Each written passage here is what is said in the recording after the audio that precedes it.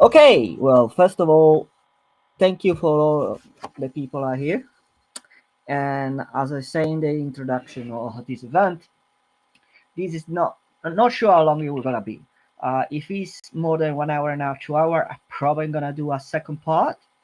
But hey, the whole point of this event is to not only present the prediction, but for me, it's a kind of a way to make you understand what the reasoning behind each prediction, where they are coming from, what's the frame of mind that allow me to come up with certain prediction, whatever they are, which frankly, from my perspective, is way more important than the actual statement at the end, or what the prediction will be. Where these are coming from is the meat, is the source of the information, really. So all I'm gonna do is presenting to you, all the definition, all the idea, as much as I can exhaust all the information I can give it to you. Okay. Therefore, that's why I say I don't know how long it's gonna be. I mean, I'll try to exhaust all the information I think is important to get to the end of the prediction. A little more on preamble, and then we're gonna start. Is actually why this is uh, um, is important, and which kind of people I think this report can be important. Okay, one is obviously investor. Yes, of course, investor on startups.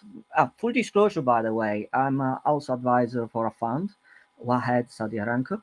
And but apart from that, is important also for investing beyond the startup world in the traditional market, for example, like let's see energy. Yeah, many people will talk about energy consumption going up because AI is going to consume a lot more energy of the total. Therefore, what's the impact of energy stocks or energy companies?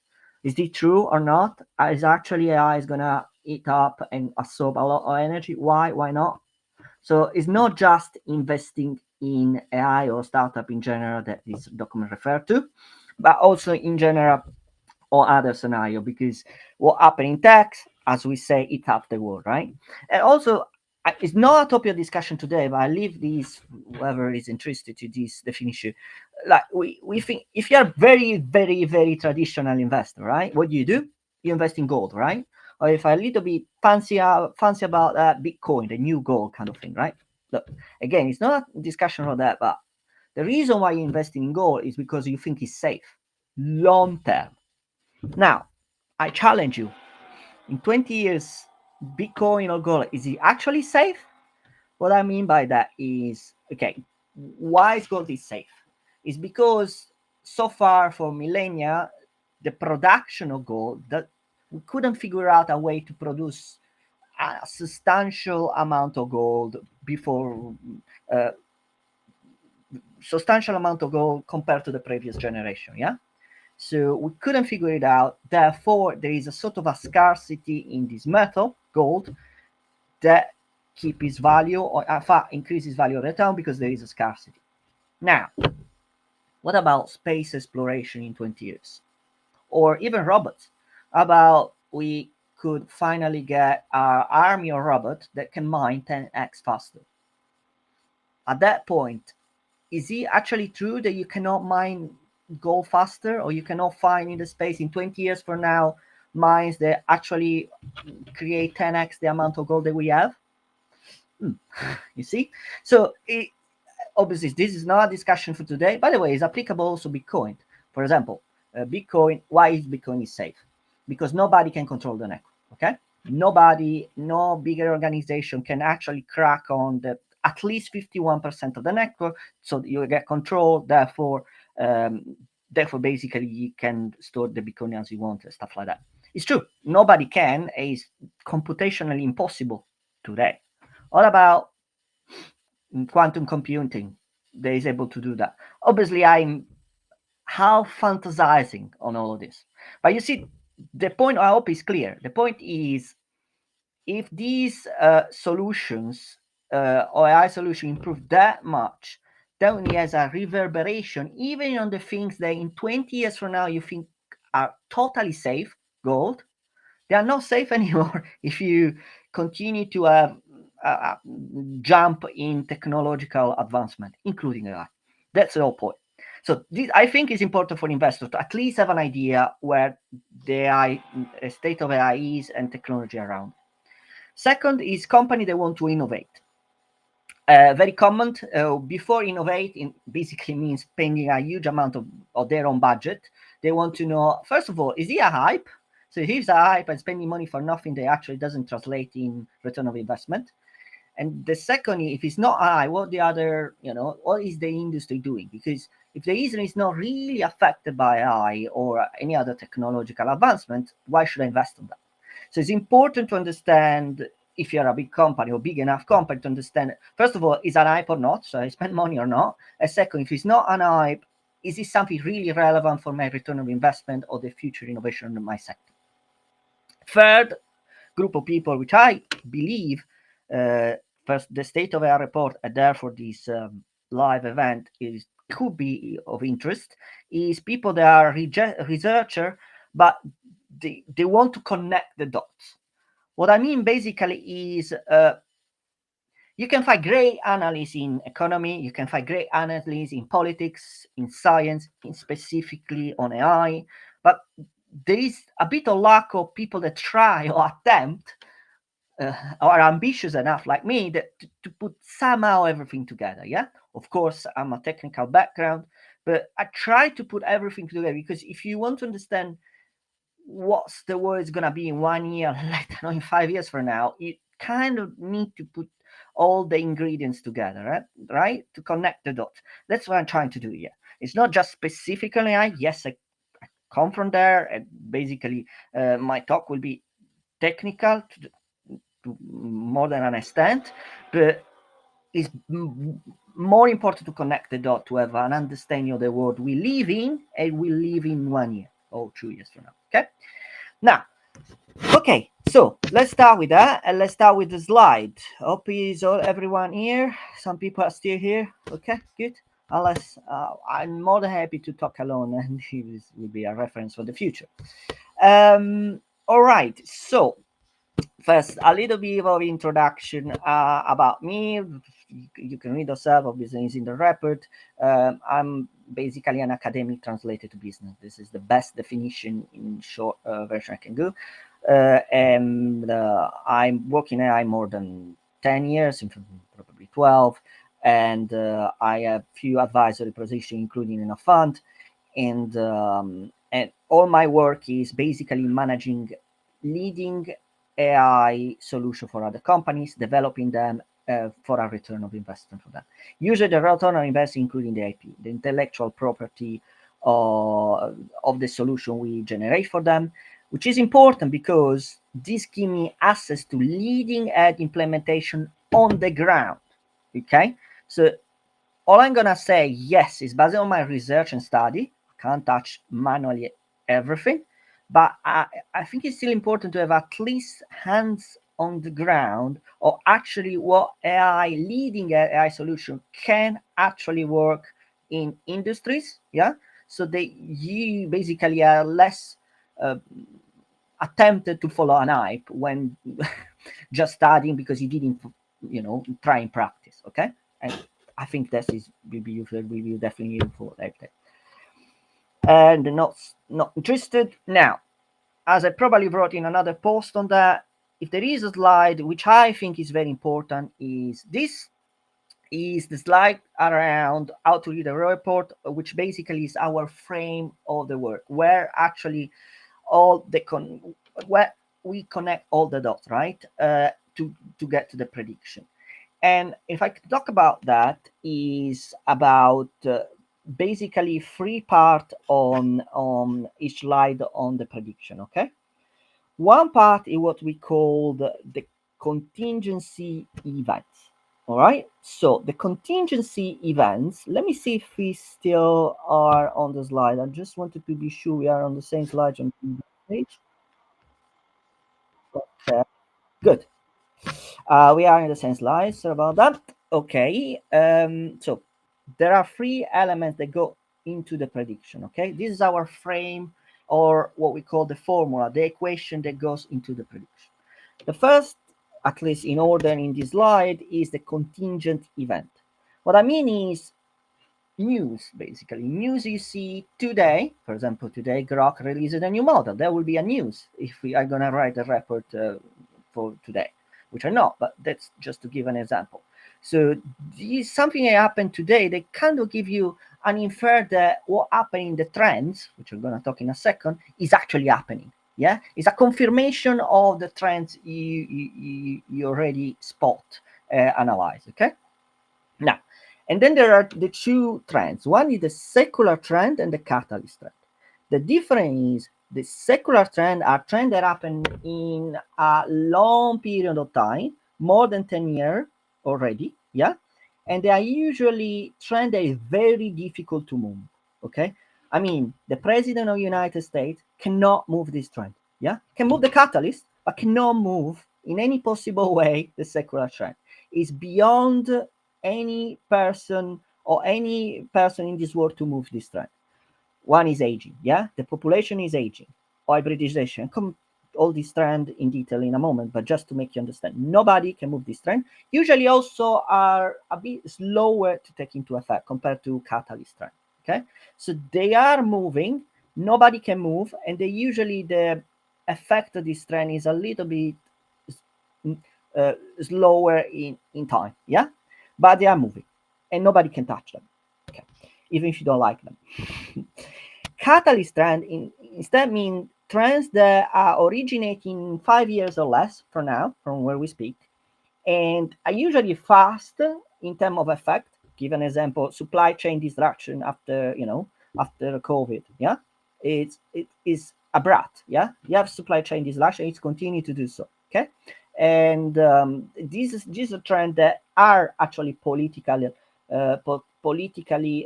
affected. So a president or many president can affect that. So they can change over time. Yeah, but there is basically this creates situation in which the money, the investment, and the research development can move in a direct faster or slower. The direction maybe is already set, yeah, usually set also for by the secular trend. But if a research or a development in a certain direction goes and moves slowly or faster, is affected by secular trend and politics or things like that. Okay, I'm going to talk about that in a moment. So, what is important here for us is a way to see the world. Okay, so secular trend we cannot touch it. We know there is an impact, a high impact of what we call the catalyst trend. So secular trends plus catalyst trend. That's create a situation in which what we see today is the news, contingent event. Again, Grok, the new model of Grok, best performing, apparently, is coming today. This will be a news. Okay, and then from here, you could extrapolate some sort of trend prediction. That's how I reason. That's how we reason. That's how the heads of these companies are bringing the future to humanity. Okay, how you bring the future to humanity? Well, you need to understand where we are and a little bit about the past of the trend that are affecting your thinking and how you reason today. Hopefully this is clear. If there is any question, I still more than happy to answer it. If I can find the comment. There is no comment here, but I just write a comment and question. I will check here every 15 minutes or so. Okay, so I don't lose the flow of my thinking. Okay. Now, is there anything important to say in this slide? Uh, no, but I want to drive your attention to one thing. Uh, I don't know if I can draw.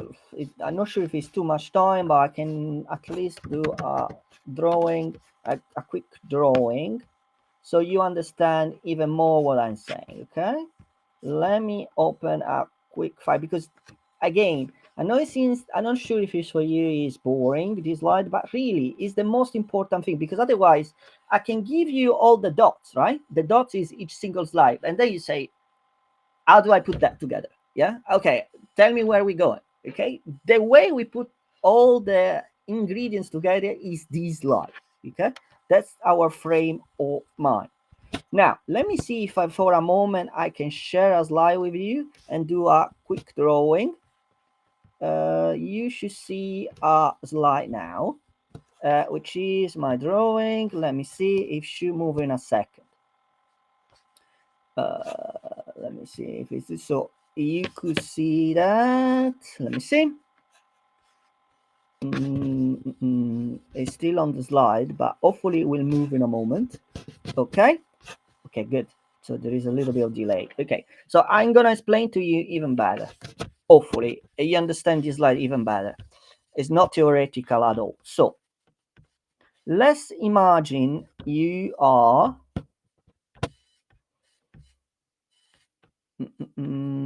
a, um, a point here. You are on a point on time. Today is 18 February 2025. Okay, this is your point. This is where we are. Okay, now you have lines that can demarcate where we can go from here into the future. Okay, the future line is this arrow line. This is the future, right? From left to right. If you okay, this is how we move in time, right? This time. Okay, good. Now, this is where we are. 18th of February 2025. Okay, good. Now you want to know, okay, it's not we need to reduce the fantasy we can have, right? What I mean by that is whatever the situation we can imagine for the future, there will be limitations. Cannot happen everything. Like, I don't know, tomorrow we go to Mars. Is it possible? No. It's beyond the actual feasibility. Okay. So these are two lines that will delimit what's possible. Yeah. As you can see, they start from the past. Yeah. In fact, they continue way more from the past. I continue like that. Yeah. This is what I call the secular trend, something that comes from the past and will continue for the foreseeable future. It's secular trend. Okay. They will limit what I can think. Even if I think tomorrow we are going to Mars, is it possible? No, because it will be outside this line. Yeah. That's what I think. Now, okay, what happened in the recent past that may affect in the future? There will be dots. Okay. I will put dots here. So let's say supply chain disruption will be a dot here. Yeah. Different color, maybe red. Okay. And I say another thing could be this is a catalyst trend, by the way. AI regulation, another another dot here. Okay. It will be kind of aligned up. Okay. So as you can see, these two lines, and then from there I can say, okay, let me know a news. What is the news today? The news today is like there is grok. Okay, this could be a contingent event, and the contingent event will be kind of here, very close to time. Yep, something like that. Should we see you a little bit up? So as you can see, there is a line. And this is where the prediction come from. The line is here. Yeah. Now, if the catalyst trend would have been, to be clear, if the catalyst trend would be here, yeah, and this would be here, and the other catalyst trend would be here, the line would be completely different. Yeah, be something like that. Not sure if it's clear, but that's a kind of our mentality. So the prediction come from the boundaries, which are the secular trend. Then you have the catalyst trend, yeah, they give you kind of a direction, so to speak. Then the contingent events in this is this gray dot as well, give you a hint that actually this is the direction you were thinking about, and therefore you can do a prediction. This is kind of how we rationalize our prediction. Not sure if it's clear, but that's at least how we think about that. Okay. Now, that set aside, hopefully clarify the formula, our frame of mind. If that is clear, let's come back to the presentation.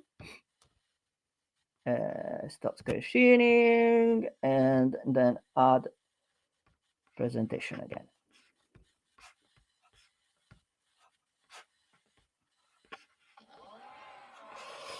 Okay, and then still a delay. I can see there is a delay on LinkedIn Live, but at least I can move on with that.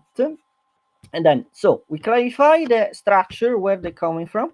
Now we are ready to come up to first of all, a quick review where we are today based on the prediction we got in the past. Okay, now first, the catalyst. We had catalyst trend even in the past. We kind of review that if they are still true. Remember, catalyst trend are trends that can be affected by politics or politics mainly, but there are other factors too. They can change over time. Yeah, they're not static. They can be influenced by today's governance or whatever else. Okay, so it's important to review them if they are still true affecting the scenarios. Governance and AI, yes. Regulation, yes, are happening. Synthetic data and human generated data, yes, we are still continue to see a huge increased generation of data. Come to that in a moment. Cloud adoption, of course it is. I mean, all the solution and AI solution, especially, they rely on using cloud services or some sort. The only one, as you can see in this slide, that maybe is happening, maybe it need to be reassessed, is AI crypto hardware. Last year there was a huge concern because there is a huge demand in energy consumption. Was true last year. I would say at this moment in time, this is partially happening. And the reason is the new hardware and GPU, namely NVIDIA, but there are others, NVIDIA, etc. They're actually improving the energy efficiency of the actual hardware, including the data center, by the way. The new data center are way more efficient in terms of energy consumption. Therefore, if you, which I think we will, compound the efficiency year on year, we get out of these out of control energy consumption compared to the supply. Yeah. But I come to that in a second. Therefore, this is partially true. Supply chain and localization, of course, yes, there is no way out of it. I mean, every state is looking for, if possible, doing a workforce and supply chain and production within its boundaries or near its boundaries. It's continue to do so. Our investment continue. Yes, there are nuances how the AI fund are distributed within the AI ecosystem, but it's definitely the trend is continue. I will talk about that. And adoption of GI in music, image, or videos. Yes, it's obviously happening. The rate of development needs to be assessed, but I'm gonna do that. But obviously, is happening on that.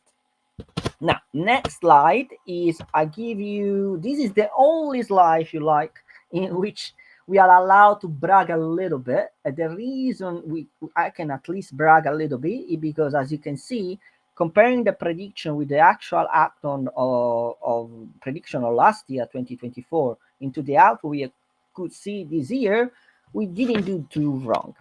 Again, this is the only slide we can kind of brag about it.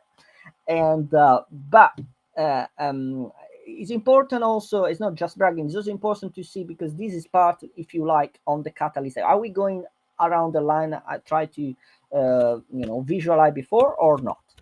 Okay, so first, adoption of, when I say simple and small, it means not LLM. Okay, I try to use a simplified language. LLM is, right, ChatGPT, etc. I'm trying to use very simple language here. Okay, so we predict last year there will be a simple or small model in industry, in regulated industrial function, but sophisticated means LLM, just to simplify the language, in low cost regulation.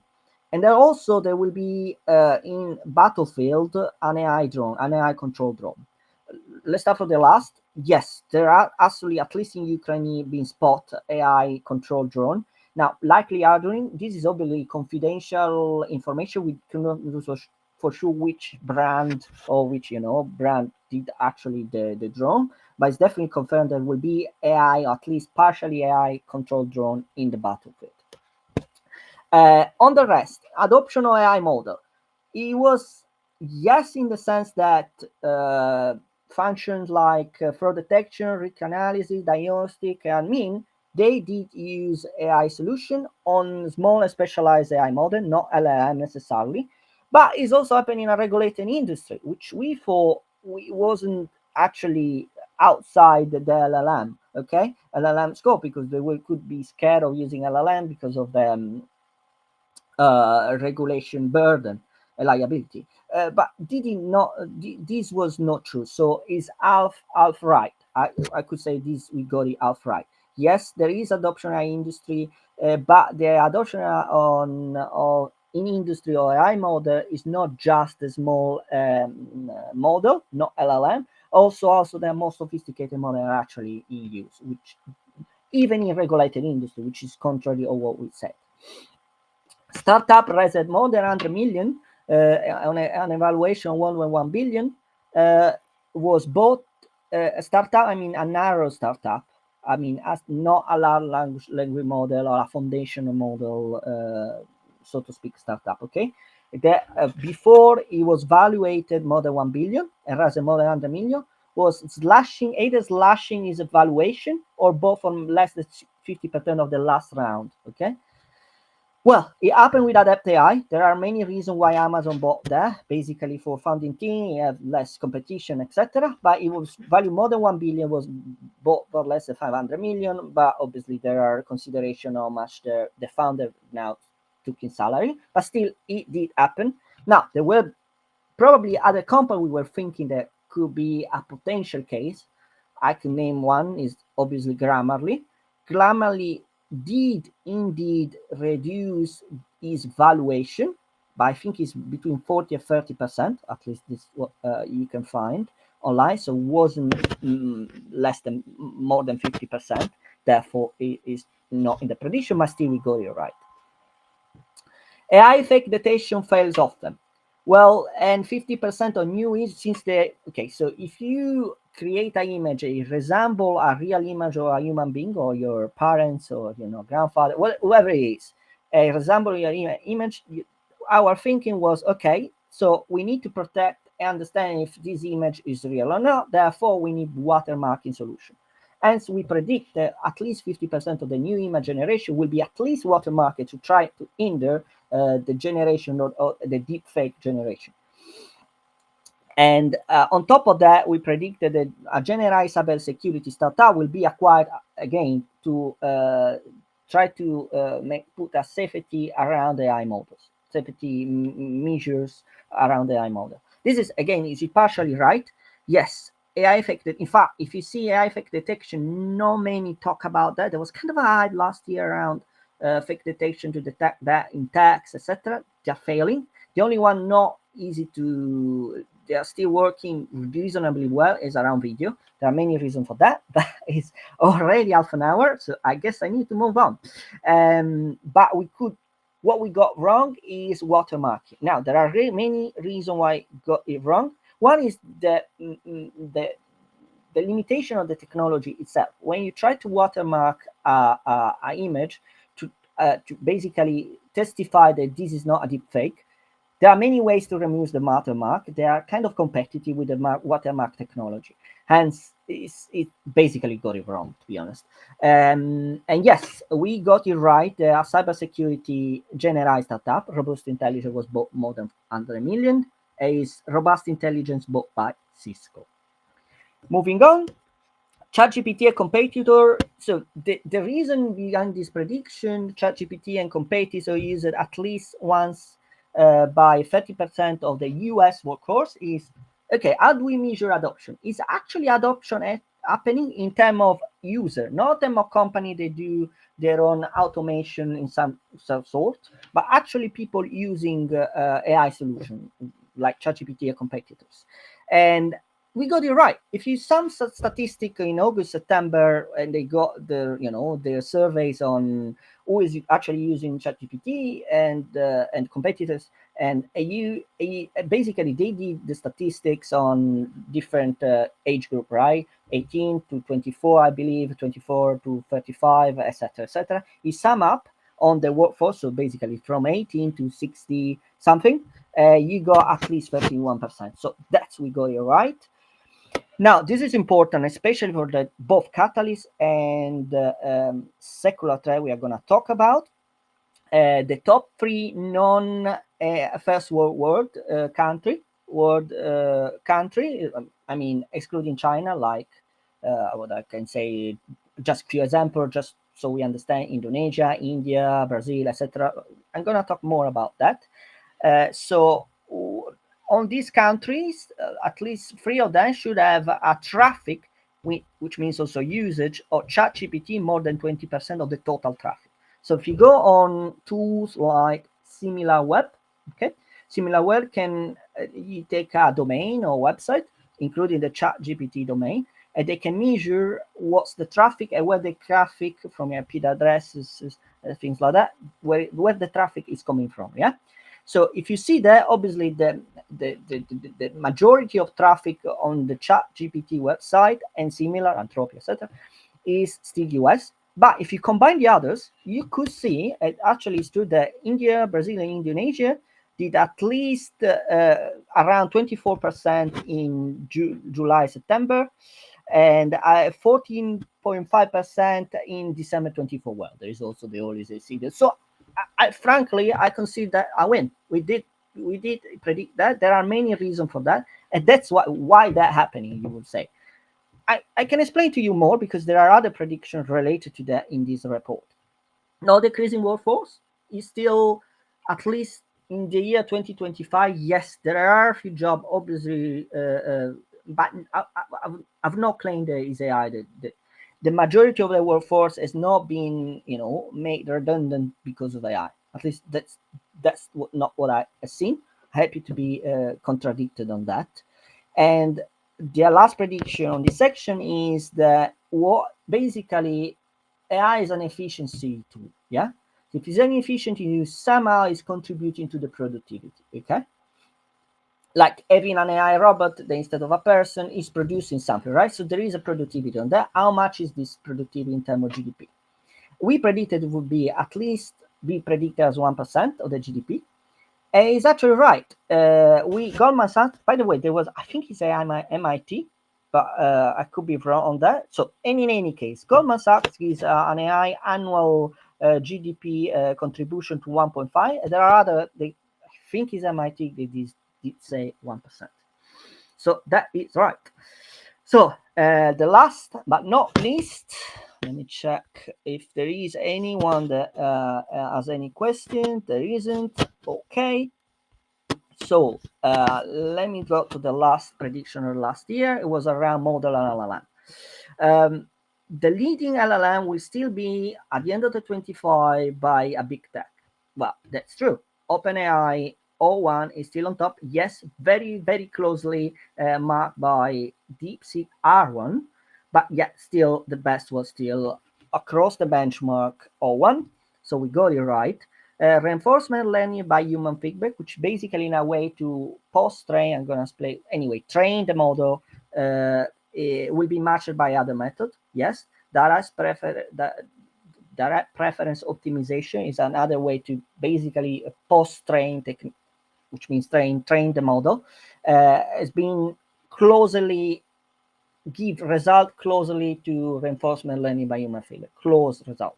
There are pros and cons, but the results are pretty close, at least if you see in the literature.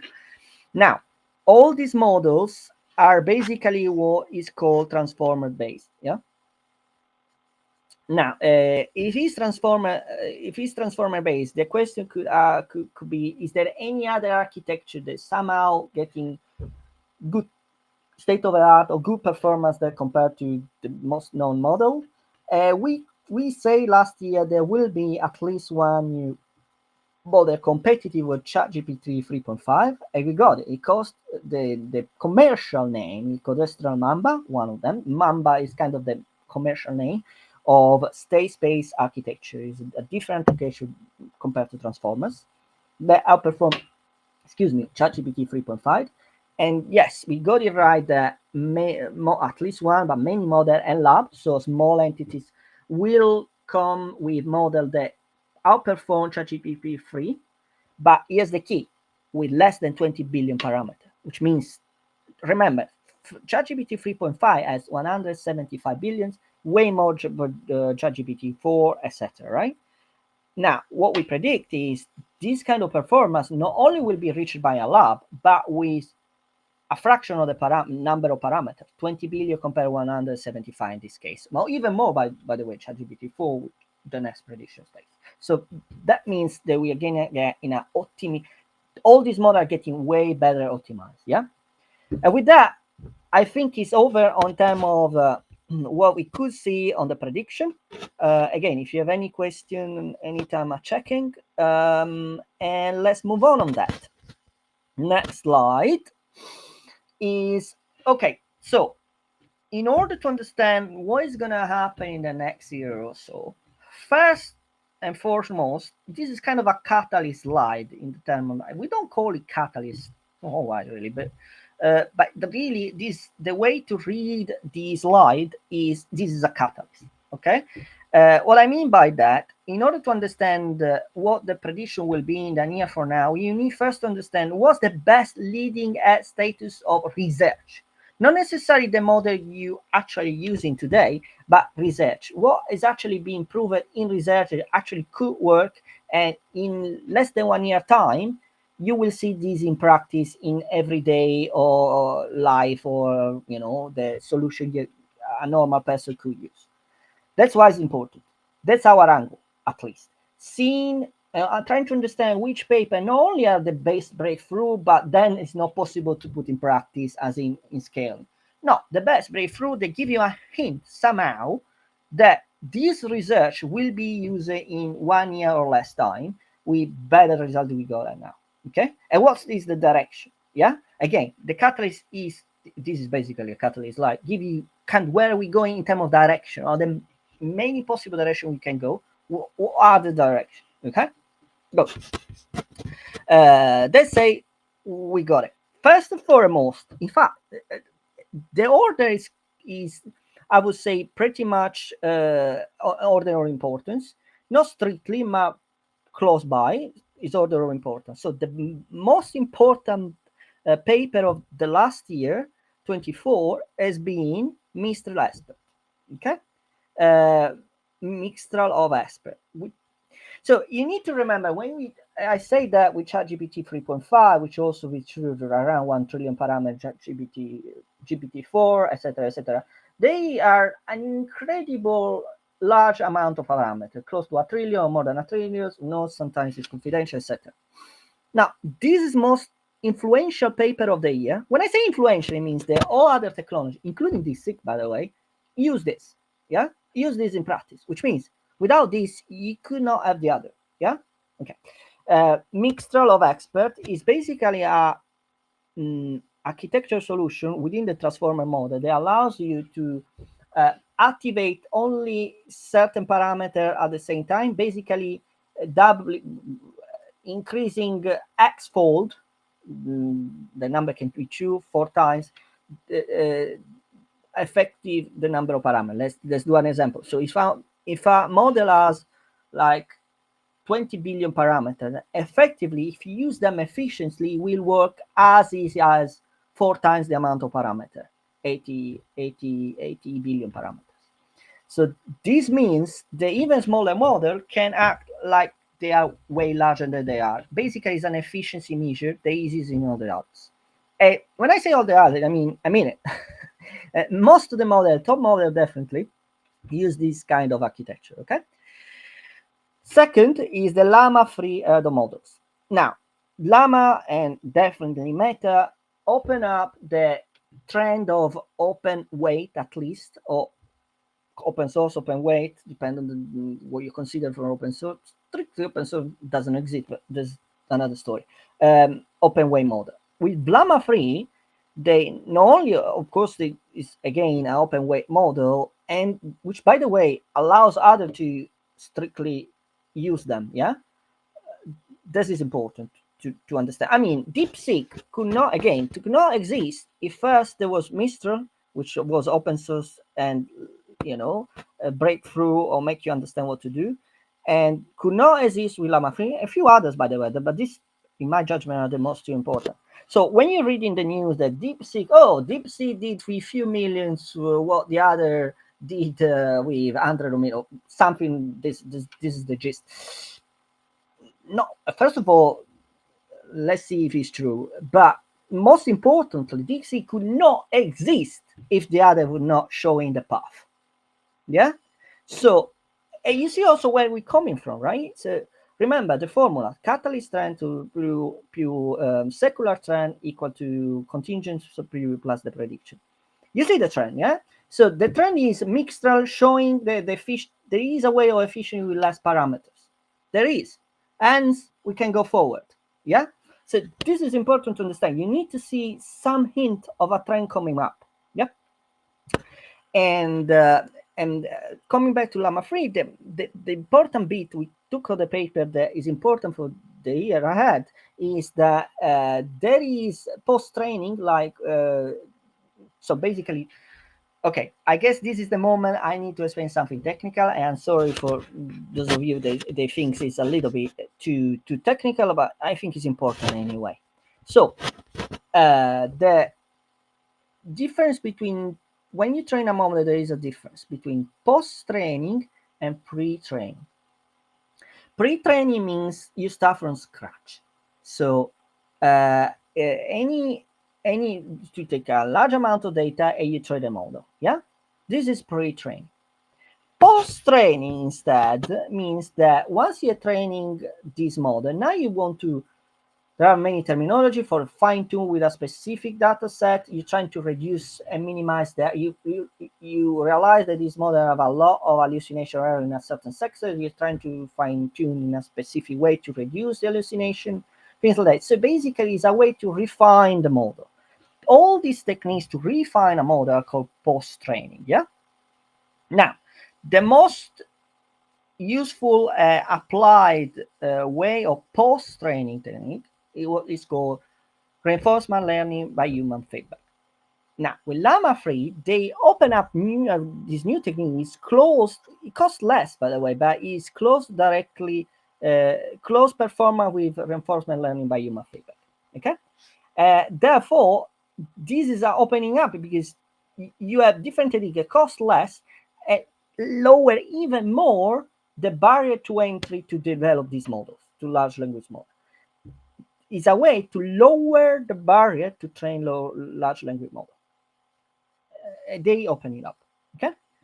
Third is DeepSeek R1. Obviously, this was in the news. At least is common for whoever follow the news. The DeepSeek R1 is a model that has the top performance is close to O1 by OpenAI, at least with less money. Yes, it's true. By the way, it's again as less money, not ridiculously less, but definitely around tens of millions. But again, it couldn't happen if before there were other people showing them the path and opening that up for free for them. Yeah.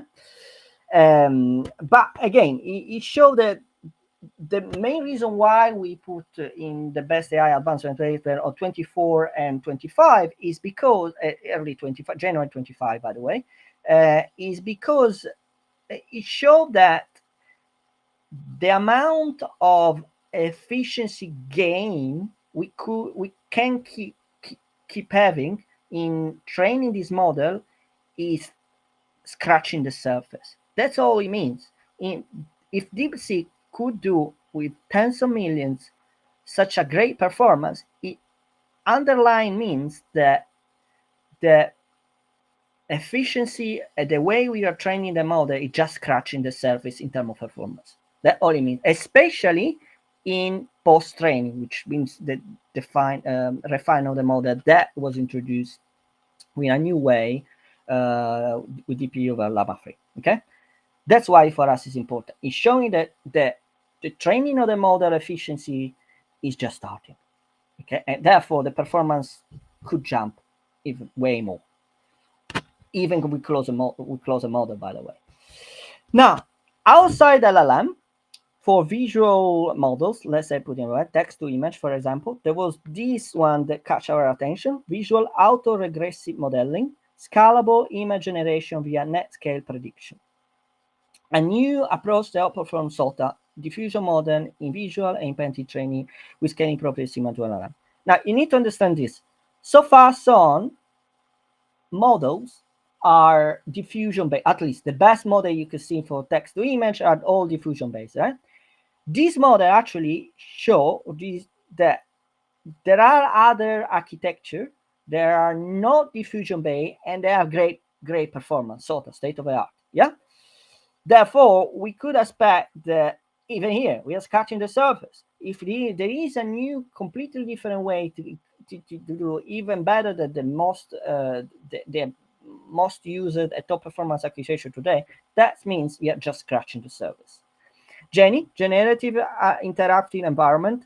This is a method, by the way, I think it's gone by Google, if I remember correctly, which allows people that just a few prompts and then generate a video game environment with few prompts. Why is that here and why is that important? Again, it's a lowering the barrier of video game production and generation. Lowering the barrier of video game production and generation. So if video game, especially small video games or not fancy video games, before were costing X amount of money, now we are lowering significantly the barrier to generate them or at least trying them and experiment with them. Sixth is NVIDIA and VLLM, Open Frontier Class Multimodal LLM. Hybrid approach to multimodality. They allow to score best in different tasks from OCR to image and test task. Why is it here and not others? Again, for us, it's important the trajectory. And for us, it's clear from that paper. You see, the first word is hybrid approach to multimodality. It means they were not following a specific one architecture, but they're trying to combine, doing a collage of different architectures, see which one is better in certain situation, which one is better in others, things like that. So what we took from this paper, and therefore why the paper is in the top 6 of best AI advancement, is the next frontier will not necessarily be one architecture that is the top performance, but the next top performing model will be somehow a collage of different AI architecture or different AI transformer.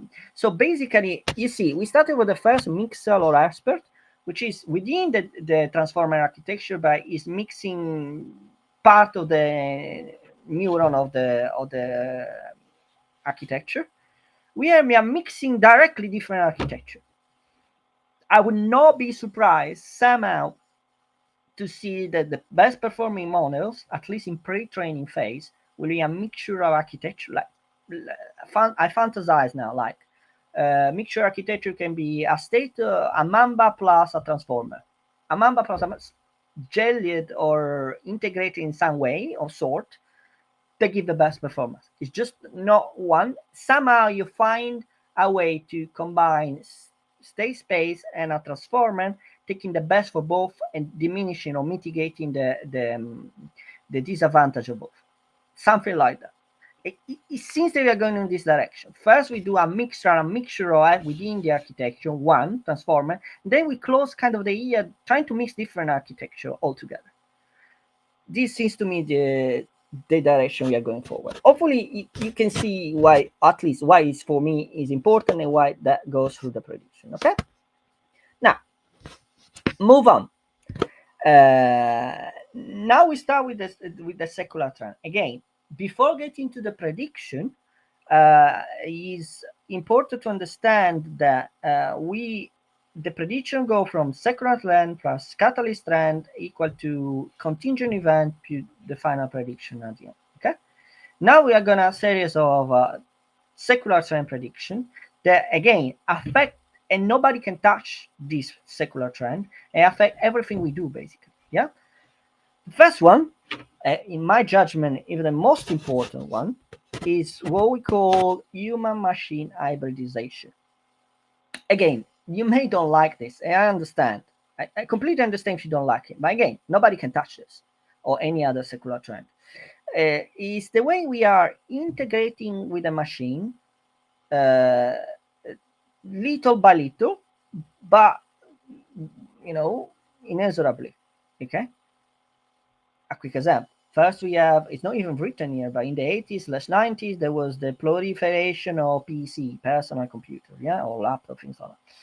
And then you move fast forward in the early 2000, the mobile phone. So it's something that started in your desk, the PC. Now it's something that you bring with you every day. Basically, you cannot live without it. It's still separate from you, yeah, but it's something that always with you. Okay. And then we move to the 2010, in which you have the iPod, uh, the smartwatch, the thing that now constantly touch your skin. Yeah, they are smart. They allow you to do or monitor part of you or your habits or whatever there is, and they are constantly touching your skin. So you're moving from something that you bring with you to something that not only you bring with you but constantly touching your skin. Then 2015 and on, you are now in this device that allow you to talk directly with a machine, the Alexa or the sort of things like that.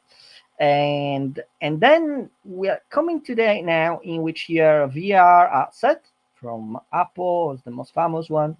So basically, it allows you to live in an augmented reality fashion, and so not only you are always touching, interacting with the machine, but allow you to constantly live in an augmented reality world. To the very end, and that's I'm not sure obviously what the timeline will be, but we are gonna have technology that not only are always with you, not only touch your thing, not only allows you to go in augmented reality, but also can literally integrate your brain with your brain, your cellular and body. Uh, the most famous technology in that sense is the brain computer interface. Okay, with for those of you who doesn't know, it means that somehow, at the very least, it monitor your brain waves. Yeah, it monitor and understand what your brain is. Quote, it's a long discussion. Is thinking or going forward to. It's a long discussion. I'll enter into that, but truth to be told, we are going to that direction. There are many reasons for that. Is because basically the interaction with the machine is limited by the speed of we speak or the speaker we type and read and listen. If you go directly on brainwave communication, the speed goes close to the speed of light. So the amount of information you can exchange is, you know, many folds better than it is today. And therefore you can do everything faster, so fast, so far.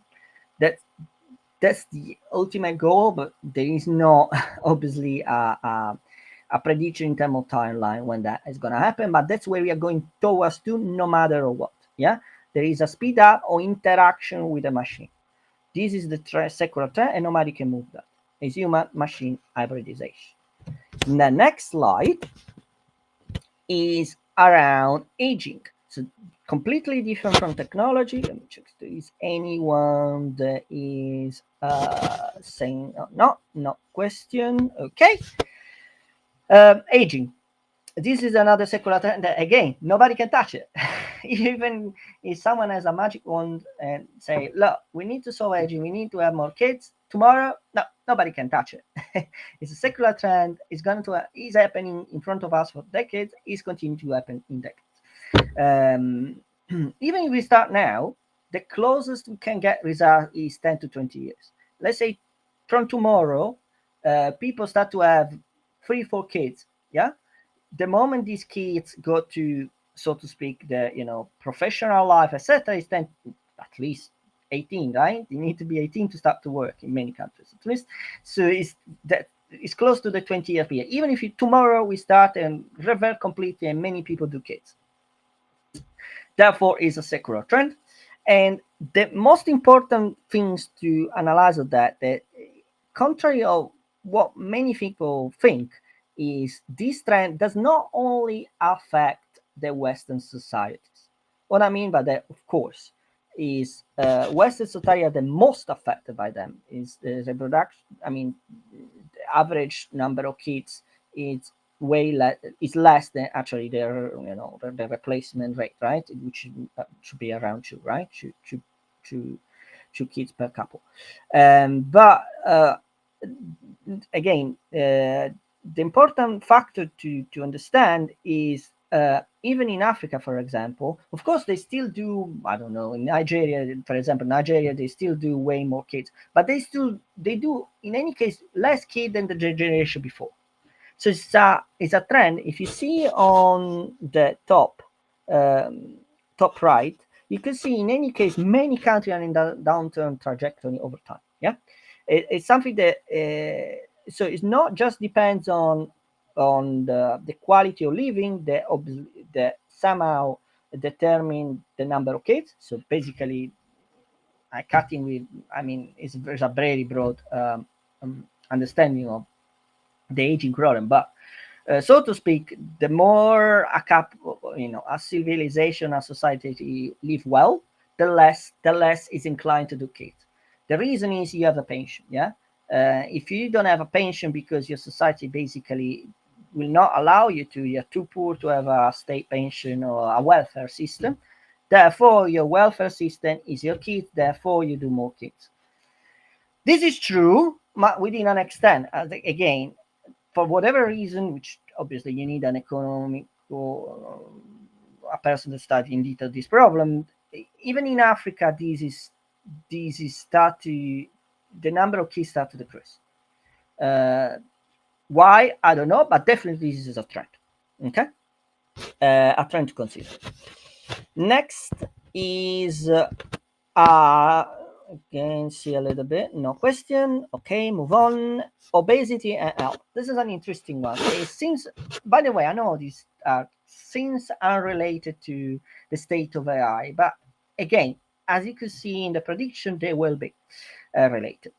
First of all, the first thing is to understand that from the 1990s and the early 2022, in this the first statement, global obesity is basically quadrupled in girls more than in boys. By the way, I don't know. Roughly speaking, sorry, in boys more than girls. By the way, um, and which probably is an indication of our eating habit. Yep, and a obesity rate, even an obesity rate, is more than double. It could be just we feel better. I mean, feel better as in there is more well wealth distributed to the population. If you're more wealth distributed in the population, you indulge more. Basic factor, right? Or it could be just that we use more the car. If you use more the car, you walk less, or you use the bicycle less, so you burn less calorie. Therefore, you get fatter easier. Uh, Now, the other interesting fact to understand about this secular trend is 59% of the household is overweight and obesity live in a low and middle income countries. Okay, by 2020, what 2035. Okay, um, what it means probably again. I only is informative speculation. My more objective is to understand why the secular trend is important to AI development. Focus that in mind. But it's interesting because that means that obesity will not necessarily be solved in low to middle country. The only part of the population that could be solved by technology probably will be in countries that can afford more welfare and health expenditure. Yeah, in their state budget or personally or things like that. Therefore, this obesity will be not affected by technology and vice versa. I'm going to talk about that later. But that therefore means that a lot of the obesity in this country will not be touched or impacted by the improvement in technology in the near term. Okay. Now, what are the most obese people in the world? Well, first is US, which again, in terms of technology, is quote good, as in they can be affected by improvement of technology. Yeah, if they are in low or middle income country, I'm sorry, but I'm not sure how fast we can get to them. First, as any technology is going to impact the life or more technologically advanced countries, which in practical terms, the wealthier countries. So in US is definitely higher. In Qatar and Egypt is also the highest rate of obesity, and therefore, but the good part quote for the high development is the US and Qatar are rich countries. Therefore, uh, science and technology can impact them if there is a good amount of investment in certain area. I'm going to explain later. I give you, as you can see, I give you hints why this standard is important in terms of AI development and research and development using AI in science and drug discovery, for example, if you read the poster today. Health expenditure per capita is going to increase. I don't see how that can be different, but at least that's the data. And the global wealth and market size is actually is going to grow.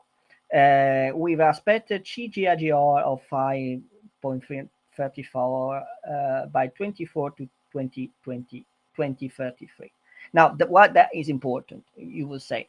Okay, so you need to put even this in perspective. So we coming from, broadly speaking, where after the Second World War, uh, most of the people were eating, have a decent life, but they definitely lack of the comfort that for today's standard, and they the most important thing for them, for at least the majority of Western countries, was to eat well or decently or enough to eat, having a shelter, a house of certain sort.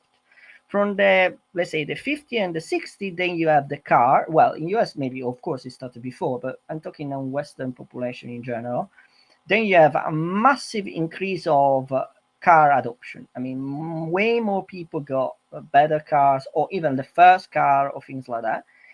And they could even more because they get wealthy, etc. So these lasted, I don't know until which age, but the most important thing to remember is I'm 38, and the generation my father and my grandfather were the generation of increasing wealth and increasing of quote simple technology like fridge, the car, going on holidays, things like that. All these contributed to less physical movement in practice. If you use more of the car, you move less, and eating more in general, because they coming from generation which eating it wasn't necessarily granted. We live in another generation, I live in a generation in Western worlds in which eating is granted. Nobody thinks that not having food tomorrow will be a problem. It's not true, by the way, in many countries of the world, but definitely it wasn't true for my grandfather, and not necessarily for most of my generation of my father, which still is from Italy. Yeah, that having food every day, a decent food every day, was granted. It wasn't granted. It been granted during this period of time. Hence, we eating way more and probably badly, and we using the car way more than we should. Why I'm saying all of this? Because this generated this trend. I would say the wellness, healthy way of living, and doing yoga, and healthy eating healthy food, etc., is a testament of how successful we were in creating enough food. In fact, way more food than we needed for our population in the Western world.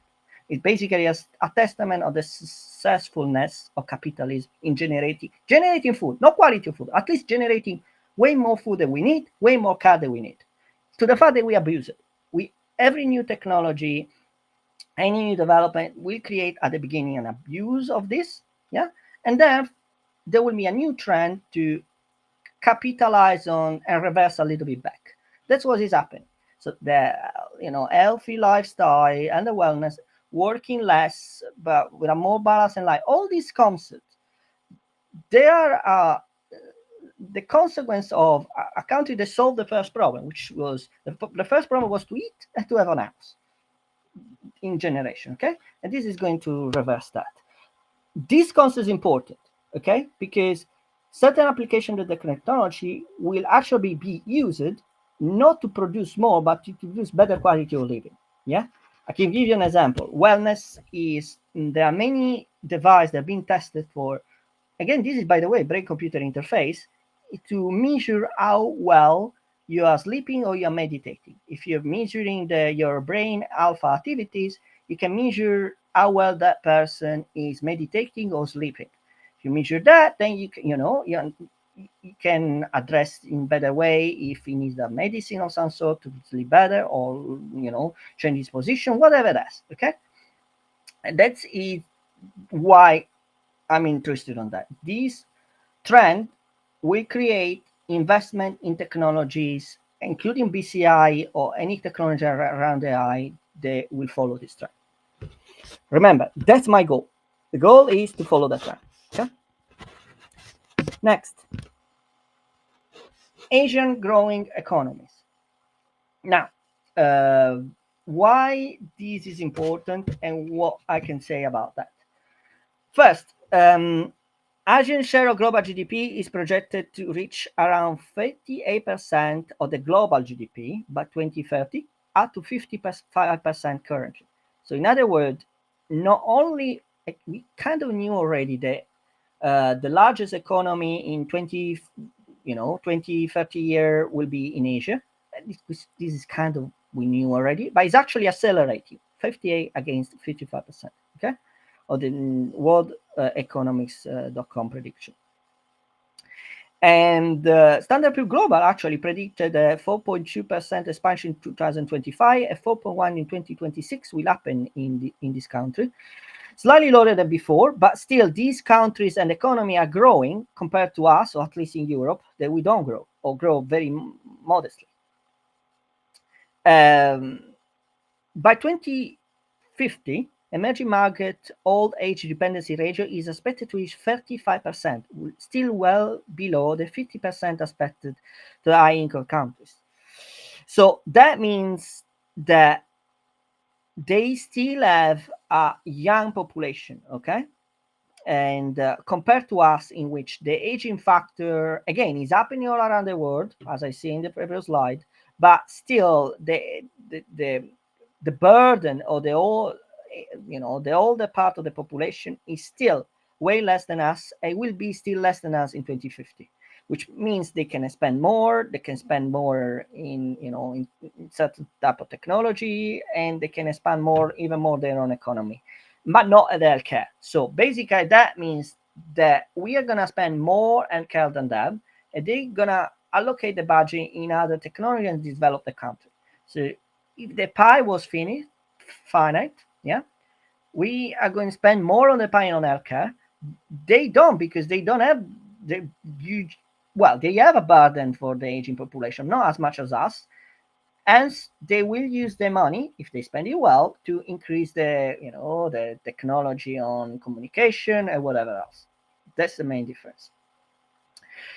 China current state of world GDP, PPP, price, yeah, it is PPP. I don't remember exactly what it stands for, but basically it's a normalization on the cost of living. It's a normalization of cost of living, so you can compare the cost of living in US with China, which is different, but with this normalization you at least can compare. It's about 18%. It's projected to increase to 20% by 2050, while India is projected to do steadily by 15%.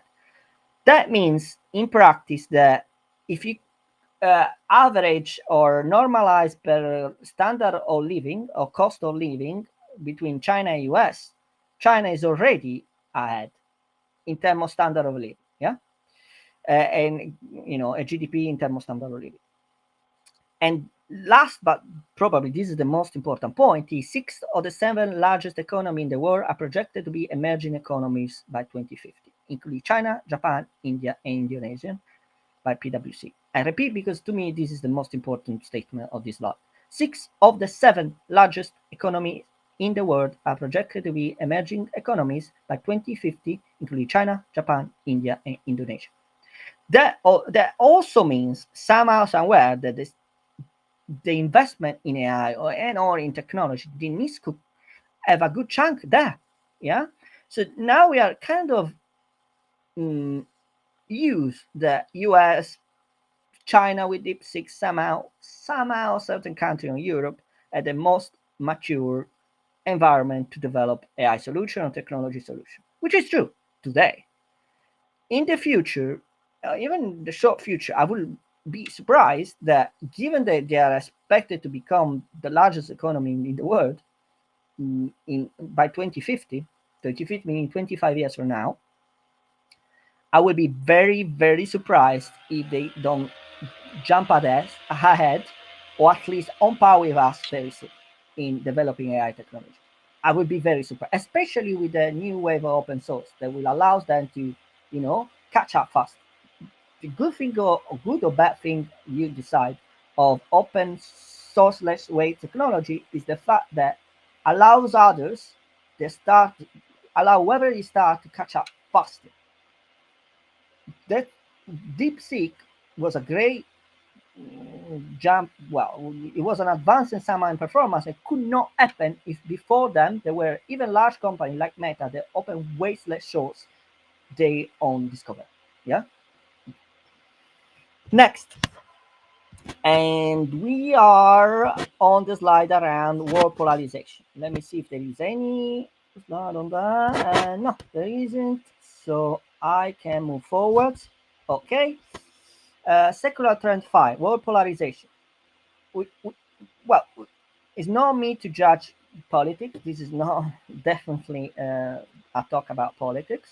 But again, I need to see what is gonna be the word uh, in how that is gonna affect AI investment, AI technology development, and things like that. Okay, and without doubt, you could see that China is competing US in all front, including in technology. Okay, and there is if you study a little bit on data on who is gonna the trading volume between countries, you see that the trading volume investment in China on BRICS is continuing, is basically on par with the G7 countries, which is basically Western Europe and US. And the EU is trying to somehow, or at least based on some data, there are various sources that confirm that it's trying to be in good agreement with both US and China. Okay. And equally, the South Asian countries and the South Asian countries are trying to do basically the same. They're trying to get in good relationship with both US and China, while US and China try to have a exclusive relation with one of these countries, excluding the other part. Why this is important? It's important because if you invest in technology in China, you could expect you have other consequences in your investment and or technology in US and vice versa. Yeah. An effect of that, in fact, is the law or restriction to export of technology from a country to another.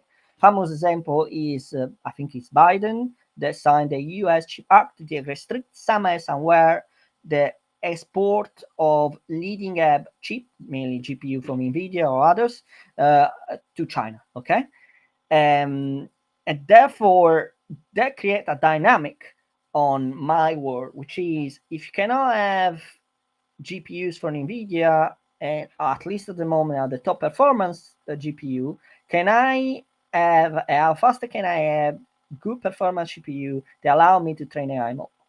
That's the question I need to solve. Yeah. Again, I know Tristan definitely knows there's a talk to have in politics, but I need to understand what are the implications on the public and in the politics into AI investment and development of AI technologies. Okay. Obviously, there is a factor Taiwan. You can read yourself. Yes, there is tension around that, and that is basically a battleground for cybersecurity. If you want, good or bad, if you want to test your best cybersecurity technologies, you can go in Taiwan. You can go in Ukraine. They is the best scenario possible to test if you have defense or attacking a cybersecurity solution. That's what it means. And cybersecurity and AI are closely related together. Next, on that. And let's see, no questions. Okay, and next, now we are gonna, okay, we see how the world is moving and affecting us. We will not change in politics, or if you're in a democracy, voting for someone will not affect on the secular trend. Let's see what are the catalyst trends. Again, trends that are impacting less than 5 years. For well, they have been impacting for less than 5 years. They are continue to impacting, but somehow they can be moved by politics or other consideration, and at the same time they have a faster impact in society. Classic, the best example, in fact, is the first die, is the governance of AI. Now, if you kind of follow the news, you know that the UI Act has been approved in July 2024, yeah, and which means that AI solutions are need to be regulated if they come up in a in high risk category or tier. Let me go quickly on the tier so we understand. By the way, I explained the UAI app because this is, first of all, the first in the world AI comprehensive horizontal regulation. I'm going to explain what horizontal means. And a second is being kind of used kind of similar to other regulation. You can see read in the statement below. Now, there are four tiers based on risk category, and the risk categories are based on um, how it's going to affect life and human life in general. So, just to be clear, these regulations were not intended to hinder or affect businesses directly, but only indirectly in the sense that you need to affect human life and potential human life in general to be caught by this regulation. Classical example, okay, if there is an AI solution potentially impacting the health or the future health of a patient, this is considered high risk, therefore is subject to the tier high risk on the UAI Act. Limited risk could be something like the chatbot that could could or could not insult or say something appropriate to a user. That is considered limited risk. You can survive on that, and therefore is limited. Also, the impact on the company that use AI chatbot and governance around it by the UI Act is also limited. Okay. Of course, there are all a series of technologies that are super high risk for the human and are considered unacceptable. For example, social scoring for discrimination, yeah, or biometric in public that again could lead to discrimination or emotion recognition. You can recognize an emotion recognition for interviews and or in the public, and therefore discriminate a person in a way or form. Therefore, this is considered, according to UIDA, unacceptable. Okay. Obviously, there are plethora of other things like AI solution for your garden, or a robot to cut the grass in your garden or to clean your up, things like that. They're not really affected by GPIR because the input on human life is supposed to be considered minimal. Okay.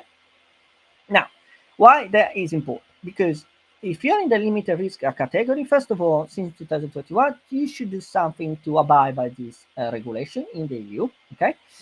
Which basically means a draft or a document that say, hey, which AI are you using, which model are you using, and a summary of the data has been the model being trained. Summary doesn't mean you need to disclose all your data, etc. But summary, which kind of how many data there is, a summary of the data, a policy in place to respect of the copyright law, which this basically is not much. As in, you should have probably already in place a policy to respect the copyright law and the GDPR law, is in UK, things like that. Okay, when these become cumbersome for companies, which means you need to allocate a budget, yeah, you need to spend money if you want to use a higher solution, is if your solution is in the considered high risk category or tier.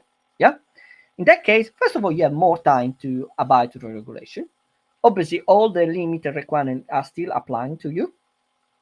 But in addition to that, you need to have, first of all, assistant to evaluate the model, and a manager, a response for incident. Okay, if the model, start to reply something badly or to the patient, or some output for treatment is considered for whatever evaluation bad, you should have an incident response pre-arranged to act on it.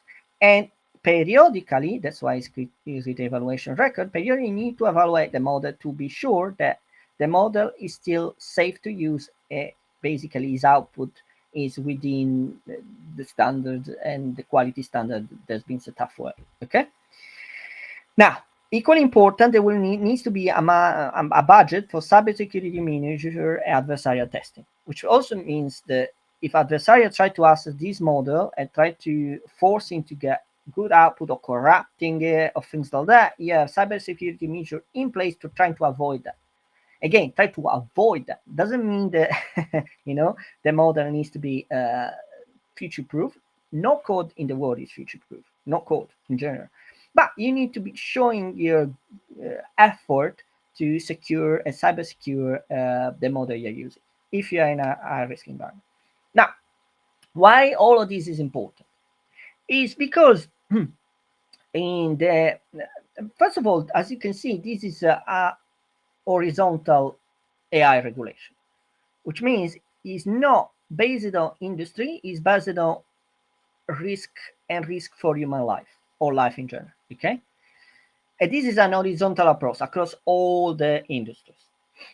There is another approach, which, by the way, is followed by the federal government of US, the UK, where I live currently, or other countries like I believe Israel or things like that, in which they have a vertical approach, which basically is saying that we do not need an AI overall regulation, horizontal regulation like the UI Act, but if an authority, for example, the Financial Conduct Authority for the stock market, they're using AI, or the Health and Safety Authority for the patient or whatever, they feel they have an additional addendum to the current governance and regulation that the company already have, please add into it.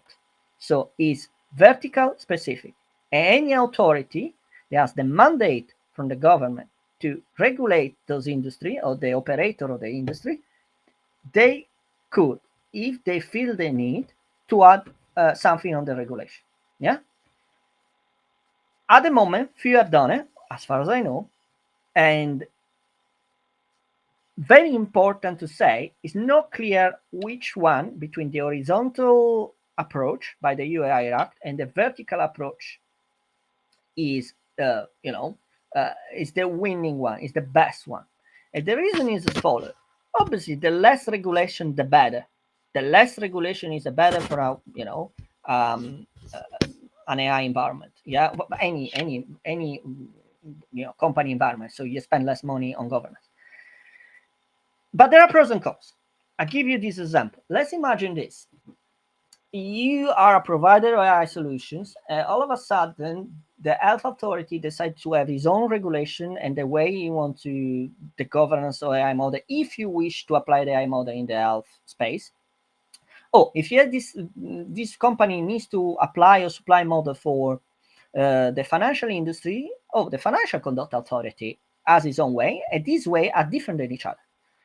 All of a sudden, this company that provide the two industry with models or AI solutions of some sort needs not only to have compliant with one, needs compliant to two, and just give you two authorities. Yeah. So you see, the cost is double by two, not one.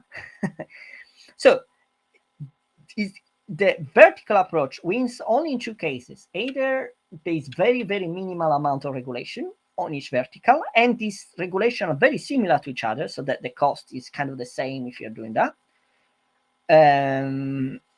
Otherwise, if any authority start to regulate, these regulations are all different to each other, well, at that point, it's clear that an horizontal approach like a UAI Act is the way to go.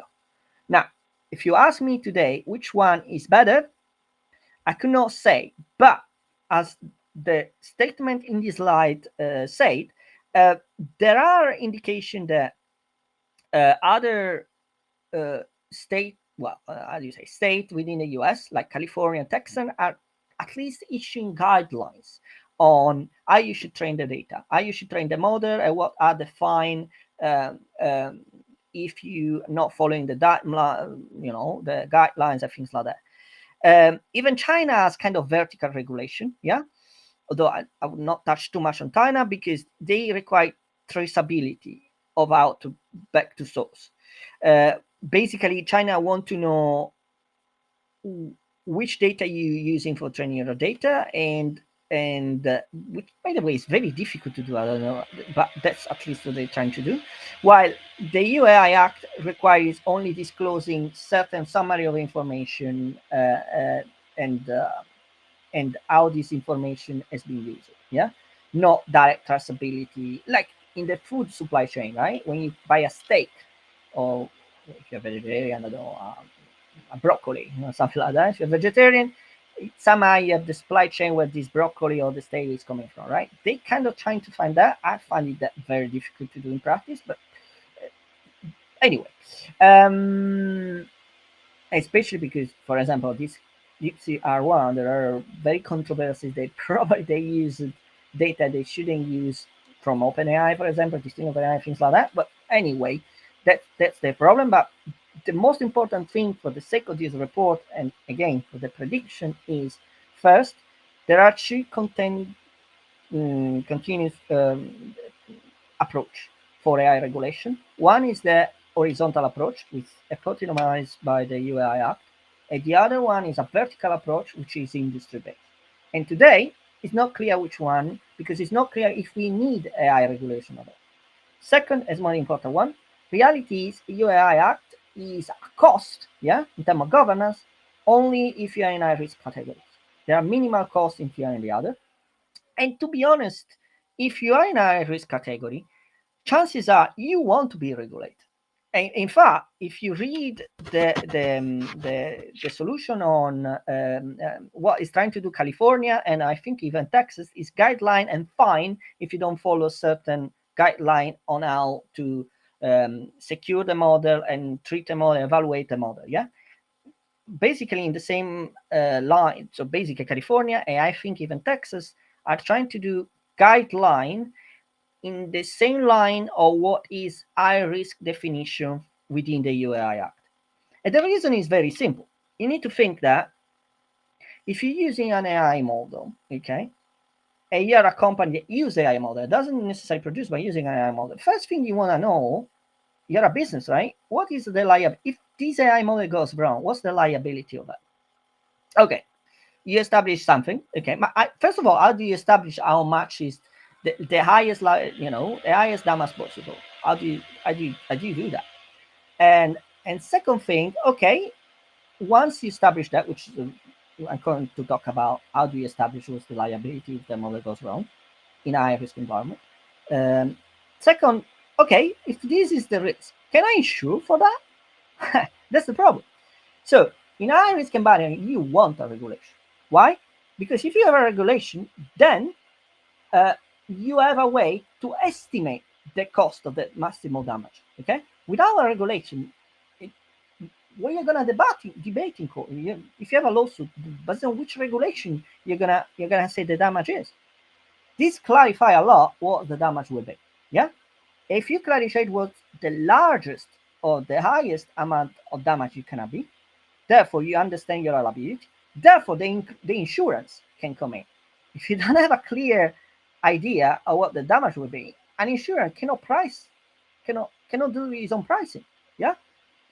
So, in general, at least for the high risk solution, whether it's vertical or by horizontal, I think is a good thing, because with this regulation, you can price in the cost of an insurance, which means you can insure that, which means you can use it in a business environment with insurance to cover the risk, knowing what the risk will be if things goes bad.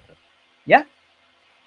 And with that, I think we exhaust at least this trend or catalyst trend. Let's see if there are any questions. If it's a few people like watching with me, if you have any question, feel free to continue. I see I'm already talking 1 hour, well, 1 hour enough already.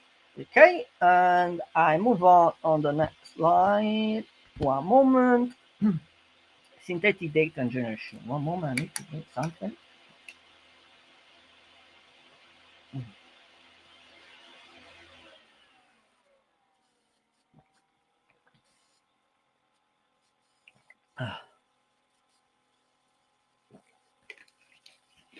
Okay, so let's continue with the second catalyst trend. Again, for those of you, just recap on that. The way we structure prediction is based on three ingredients. Okay, one is what we call, and we already covered them, the secular trend, which means trends that have an impact or have already been impacting society more than 10 years. Yeah, and then catalyst trend, which means trend that are impacting the society in less than 5 years, and they are keep going. All right? The difference between secular and catalyst trend, the main difference is secular trend, nobody can move them.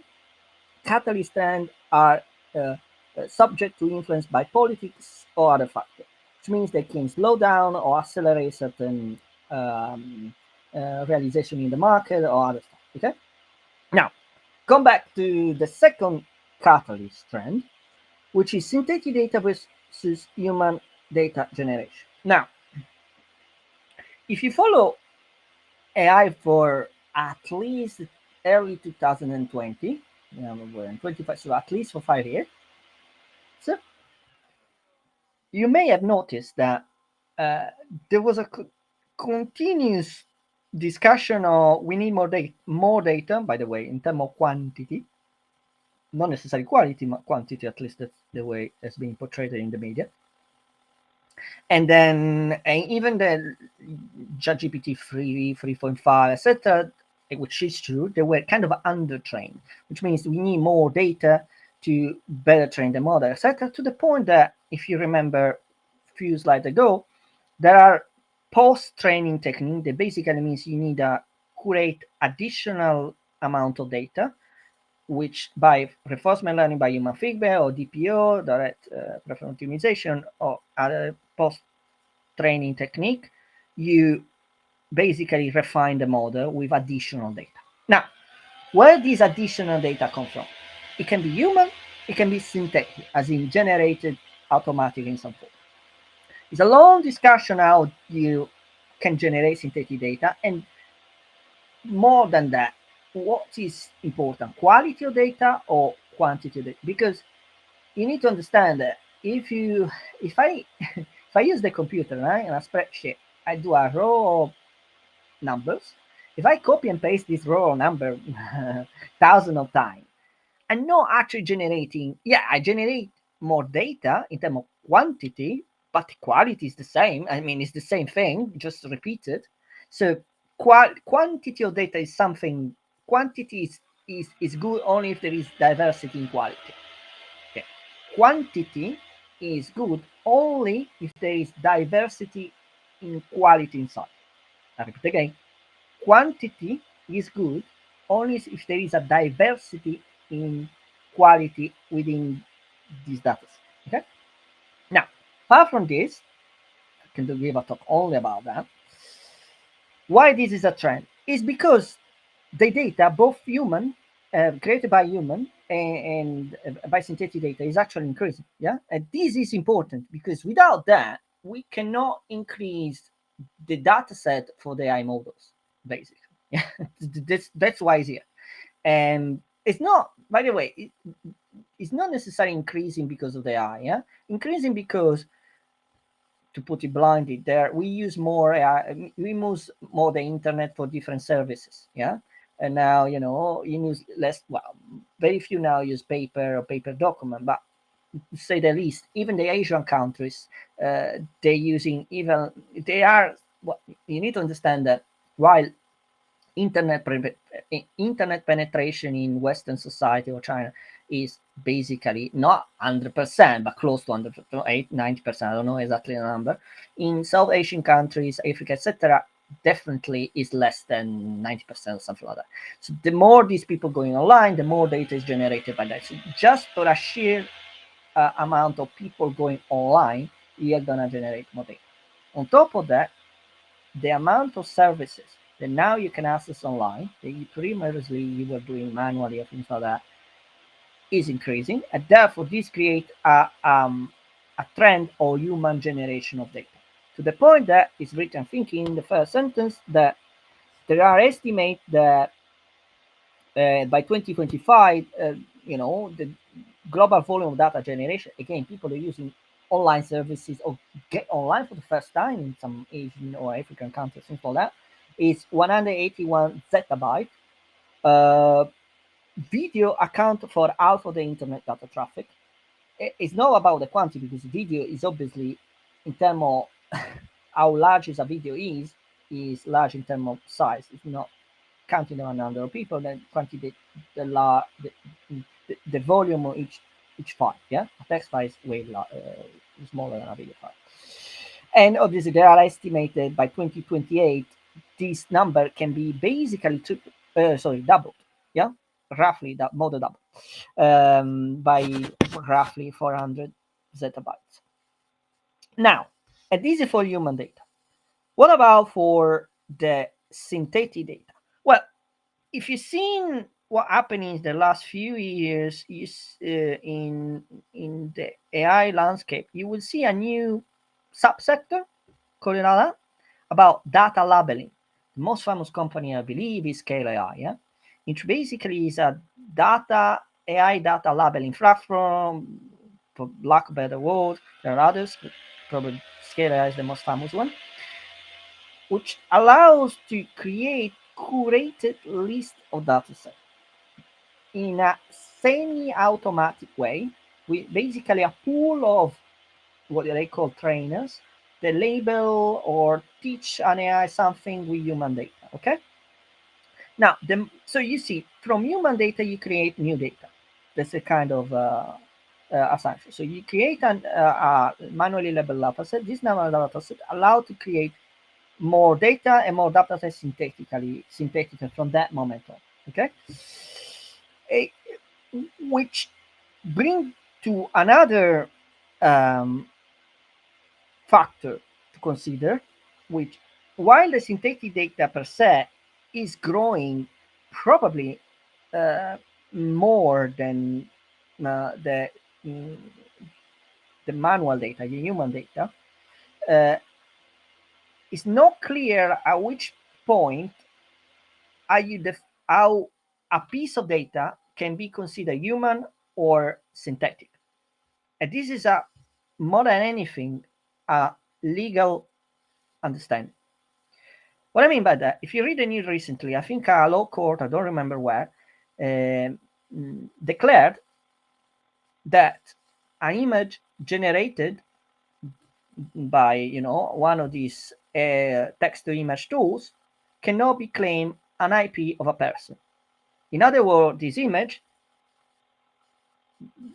that could have been considered AI, well, it's AI generated, but could also consider human generated if the IP was the human. It's now definitely human. Therefore means that this synthetic versus human generation now is separate. Yeah, what is synthetic is clear, kind of, and what is human is clear. In the future, the more we are interacting with AI services generating data from that, it's not, is it me because I do the prompt? So this piece of data is generated by me, or is it the machine that has the highest contribution? Therefore, is machine generated less synthetic generated? You're blurring the two things. And if you remember, the first trend, secular trend that I always talk about, let's see if I can go back quickly. Yeah, sorry, too much. Is the human machine hybridization. Yeah, this is a secular trend. There's no way out. The more we interact with the machine, yeah, what I say to the machine, or I curate a list of data that I got in the machine will throw out an output. Now, technically speaking, the output is at least to simplify from the machine. But it's also true that it's been generated because I gave it the output first. So it's not clear if the output of the machine is, at least from a legal perspective, a human generated data or synthetic generated data.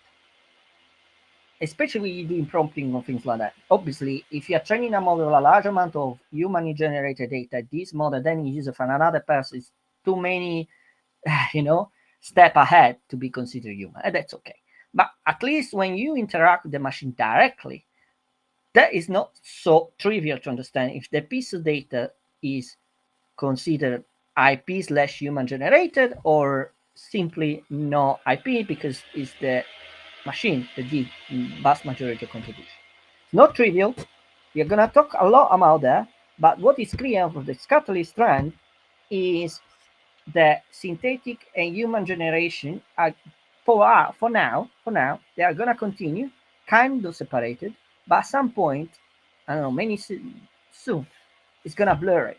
I will not talk anymore as a trend as synthetic versus human generation, but somehow this become blurry and all together. Yeah. Okay. That said, move on to the next slide. This is one of the, to me, most important, less favorite one. And the reason is as follows. Okay, as I said before, it's clear that there is cloud adoption and they're using more service online, including ChatGPT, right? It's a cloud service, which means you need to enable data centers and cloud, services to allow you to use ChatGPT. Okay, good. And it's trivial to say, and you're not gonna be surprised to say that this cloud and data center is growing. Okay, to read the first line, data center hours over sales reached 282 billion dollars in 24, and the public infrastructure, by the way, count more than a half of that. Yeah, and the largest expansion will be still faster in Asia Pacific. Was a surprise. As I say, in the secular trend, we expect that um, Asian economies will grow faster because they are gonna be the largest economy in 2020, by 2050, and this is in line. The trend catalyst is in line and saying that the adoption of data center is faster in Asia Pacific, slower in USA. Yeah, this is a line. See, this is, to me, is mind-boggling. Yeah, but I'm gonna read it so you can discuss a little bit more. 62% of data center is currently in the US, about 5,000 data center. Now, you need to know that data center quality is different, right? The number that a data center can be larger or smaller, using latest CPU or GPU, but still, 5,000 data center are in US. Yeah, in China, UK, and Germany, you have 5%, 6% each. Yeah, I think it's the largest. In fact, Germany, if I don't remember, is below 300. So the second place in number of data centers is actually Germany, 280 something, China 270 something, and US is more than 5,000. Yeah, so I don't know if you see. I mean, there is a huge disproportion inside. Therefore, if you ever use Amazon Web Server, you're trying to set up a cloud server, right? Or even G Cloud or Azure. When you enter in this system, I don't know what you're listening. So there is always, if you remember, there is always an option of US data centers, a few options for whatever other part of the world. But it's not a surprise. I mean, see the difference. 5,000 data centers are in US compared to the second place, I believe it's Germany, I could be wrong, less than 300. And less than 300 for China and UK. Yeah? This is something to me. That means majority of traffic of anything really is within US and America and North America. In fact, North America is currently 40% of global cloud market.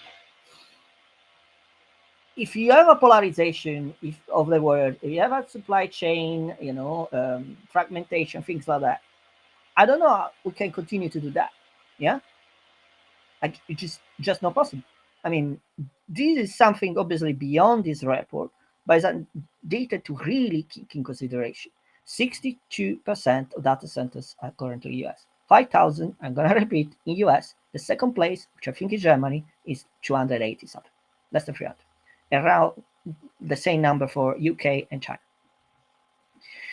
Demand for AI data center capacity is projected to rise an average 33% per year between 23 and 30. And that's okay, okay? But the problem is, uh, this is the the thing. Even construction data center is increasing in all parts of the world. It's still in US. So I'm not saying you need to reach parity on number of data center. That's okay. But to flip the coin on the number of data center, just it will take considerable time. Obviously, I do not have any data, but imagine the following situation. You have huge fragmentation in the world, and you have few data centers paired in your country. Which one is more resilient? Basically, if US shut down half of its data centers, not only affect the US, but it's affecting all the world.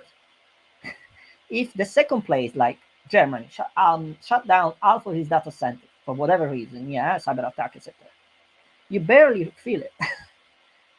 You barely feel it. It's less than 300. If that happens in user, you're affecting all the world. It's really something.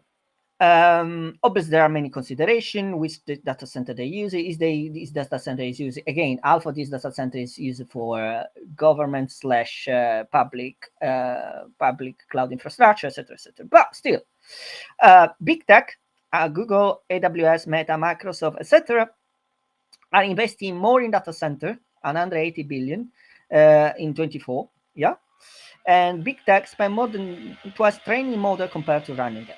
So basically, if you're talking about AI, purely AI training and using on the data center, the majority of the cost and the user and hence the power is for training the model, not for running an inference. Now, of course, the running inference is because the adoption is still low. We're gonna go into that later. But also true that inference, there are first of all specialized chips by many brand now, and it's a brutal battle because cost of inference is going down rapidly.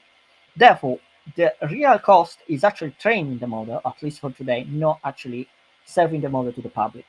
This can be operationally efficient. Um, in the world, there is a public cloud service forecast of about 805 billion in 2024, and this number is supposed to double by 28. Yeah, with a CAGR rate of 19.4%. AI platforms are expected to be the fastest growing technology segment in the cloud market with a 5-year CAGR of 51.1%. Okay. And again, for global cloud computing market is expected to be worth around 2.9 billion by 2033, growing at CR rate by 16.8%. What does it mean in practice? Well, we are accelerating the number of spending and even doubling the amount of spending because we are expecting a larger adoption of AI solution. In fact, in all the data centers combined, the growth in new data center, 30% is given by, I think it's 30%, right? You can read the around in the uh, right image, which I think is given by McKinsey, you will see the growth of um, growth of data center construction. Yeah, 30% of this growth, 27% to be more precise, is given by AI related data centers. Okay, which means we're expecting a higher expecting then we are going to analyze if the expectation is close to a reality or not. But still, the expectation is that we are going to consume way more AI related solutions than other related AI solutions. I don't know, just a website or things like that in the future. Okay. Now, with that, we are about 2 hours. I want to see if there is anyone. There are three people. There are a few people still here. If you have any question, please let me know. And I'm gonna continue with my following one, the 16th one, energy supply construction consumption. And unless there is any question on that, but it's already 1 hour, and if I continue at this, at this rate, we are about half of the report. And what I think is best is to stop here. This will be the part one, and I will do the second one in about 1 week time. And so that if people want to join for another one, they can, and or I can put the recording live, the recording of this live, so for future reference to watch. But apart from that, if you have any question, I can reply now. Otherwise, I thank you for listening. Yeah, half of the report. Hopefully, you learn something about that. And I gonna schedule a second one, basically the same as today, in 1 week time. Thank you for being here.